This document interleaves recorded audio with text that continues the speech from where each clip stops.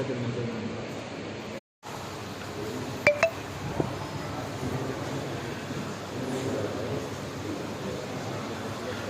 జనా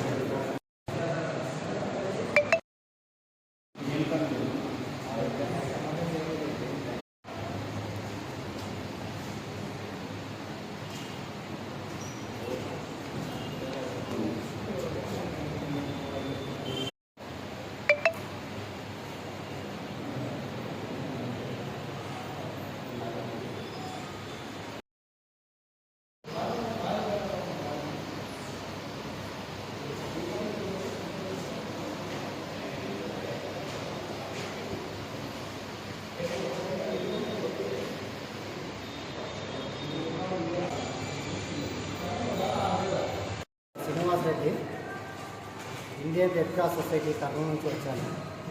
ఈరోజు ఎమ్మిగనూరులో ఈ రక్తదాన శిబిరం నిర్వహించారు. చాలా సంతోషం. ఈ రక్తం ఇవ్వడంపై అపోహలు ఉన్నాయి.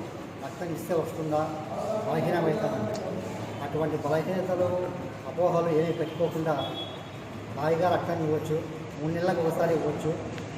తర్వాత మళ్ళీ ఆ రక్తం దిగి వాళ్ళు నీరు దిగులు తోడినట్టు తోడుకుంటుంది. ఈ ఇచ్చే రక్తము 3 ప్రాణాలు నిలబెడుతుంది. చిన్నపిల్లలకు తలసేమియా వ్యాధి వస్తుంది. ఆ వ్యాధికి చాలా రక్తం అవసరం. నిత్యము ఎన్నో యాక్సిడెంట్లు, గర్భిణీ స్త్రీలకు చాలా రక్తం అవసరం అవుతుంది. అదంతా ఈ రక్తదానం ద్వారా చాలా ఉపయోగపడుతుంది. ధన్యవాదాలు. అందరికీ నమస్కారం. నా పేరు హెచ్డిఎఫ్సి బ్యాంక్ చెప్తున్నాను.